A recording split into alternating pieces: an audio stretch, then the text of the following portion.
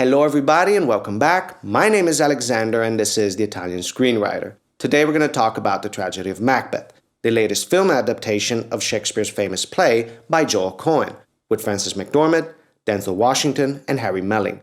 But let's dive right into the woods and check out the Tragedy of Macbeth.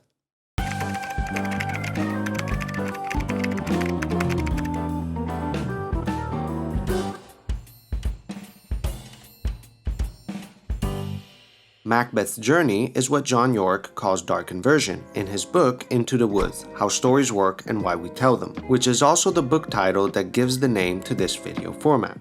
But what is a dark inversion? It can be seen as the opposition to the hero's classic journey.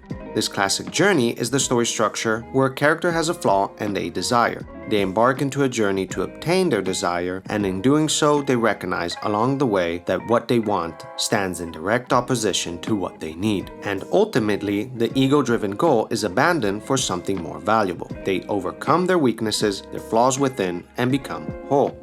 The dark inversion is the exact contrary of this archetypal journey. And what seemed corporal melted as breath into the wind. Would they have stayed?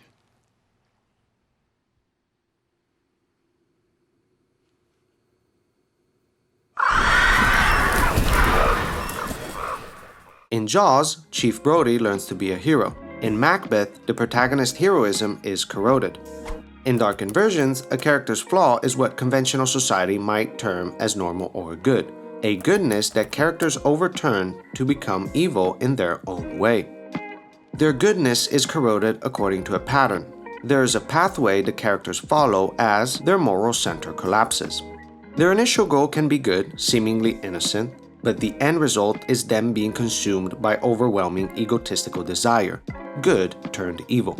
Macbeth's flaws are actually his good qualities, his humility and his honor.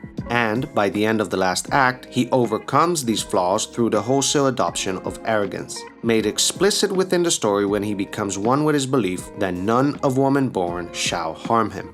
From a modest war hero to a tyrant, Macbeth completes his journey and, because it's a tragedy, he dies. Thou hast no speculation in those eyes!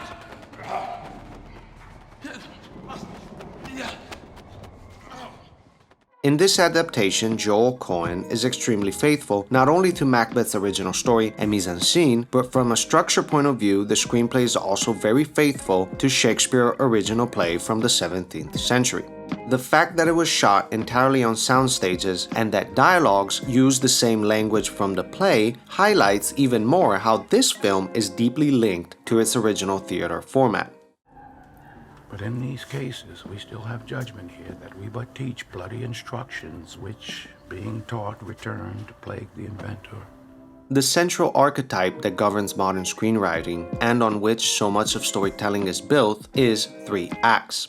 It embodies the simplest units of Aristotelian structure, beginning, middle, and end.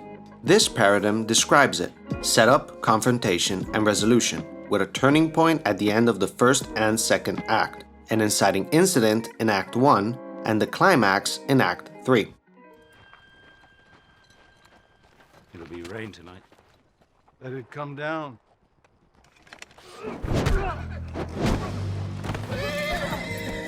But for over 2 centuries, the dominant theatrical form was the 5-act structure. And just like Shakespeare's play was divided into 5 acts, Joel Coen returns to the origins of the story and gives to the screenplay a 5-act structure. It's important to underline that a 5-act structure isn't really different to a 3-act structure. It's a detailed refinement of it. 5 acts are generated by inserting 2 further act breaks in the second act of the traditional 3-act paradigm. The first and last acts remain the same in both forms. The turning points or reversals of fortune aren't just 2 anymore, but 4, 1 per each end of act.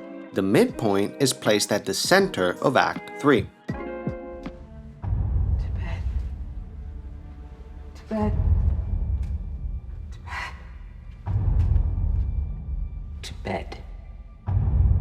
Shakespeare's play is divided this way into 5 acts. Act 1 with 20 pages, Act 2 has 16 pages, Act 3 has 19, Act 4 21, and Act 5 16. for a total of 92 pages, with an average pages per act of 18.4. This movie is divided into 5 acts this way. At minute 19.4, we have the end of the first act with a fade to black. At minute 43.2, the end of the second act with a long cross fade. At minute 67, we have the end of the third act with a fade to black. At minute 87, we have the end of the fourth act with a cut. And at minute 101, we have the end of the fifth and final act with a cut to black, for a total of 102 minutes and an average runtime of each act of 20.2 minutes. From the figures, we can see how faithful Joel Coen was to Shakespeare's play, not only in its structure, but in the length of the single acts as well. The screenplay for the film is 101 pages long, almost 10 pages longer than the original play.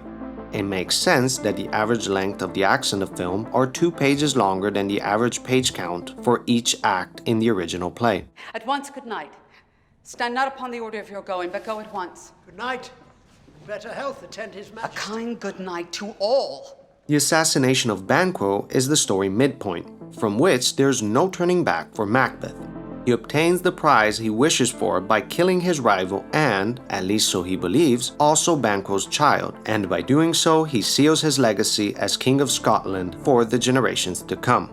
This is the moment where he overcomes completely his initial flaw, his honor and his duty, and becomes a complete tyrant. Remember, this isn't a hero's journey, it's a dark inversion. 12 stools! This is more strange than such a murder is. Come on! All the acts from this film have the same fractal structure. They all have a beginning, an inciting incident, a midpoint, and a climax that bring the story forward, rising the stakes each time. Act 1 begins with the witch's prophecy, proceeds with Macbeth's confrontation with his friend Banquo, and ends with his decision to murder the king. Act 2 begins with the arrival of the king to Macbeth's castle, proceeds with Macbeth murdering the king, and ends with the legitimate heir to the throne, Malcolm, fleeing to England, and Macbeth becoming king. Act 3 starts with Macduff defecting, proceeds with the murder of Banquo, the midpoint, and finishes with Macbeth having hallucinations and going mad. Act 4 starts with a second visit by the witches, who tell Macbeth to beware of Macduff and that no man born by a woman shall harm him. It proceeds with Macbeth becoming more and more of a tyrant by having Macduff's wife and children slayed. In the meantime, Macduff and Malcolm join forces, and the act ends with Lady Macbeth going completely mad. This act represents Macbeth's lowest point within the story. The final act starts with Malcolm's troops using branches as camouflage and marching on Macbeth's castle. It proceeds with the death of Lady Macbeth and ends with Macbeth and Macduff's final duel. Banquo's son is revealed to be alive and is brought away from Scotland. A flock of crows emerges in the foreground, clearing the path and signaling the fulfillment of the witch's prophecy. Whither should I fly? I have done no harm. But I remember now. I am in this earthly world where to do harm is often laudable. To do good sometime accounted dangerous folly. Through a 5-act structure, Joel Coen, just like Shakespeare did centuries before, brilliantly gives Macbeth a pattern that leads him to having his goodness corroded and eventually killed. Seaton, what news more? All is confirmed, my lord, which was reported. How Fight till from my bones my flesh be hacked. Give me mine armor. It is not needed yet. I'll put it on. Send out more horses, skirt the country round, hang those that talk of fear. Give me mine armor! This is how the 5-act structure is utilized in Joel Coen's The Tragedy of Macbeth. If you haven't seen this movie, I recommend you go watch it. It's worth the experience.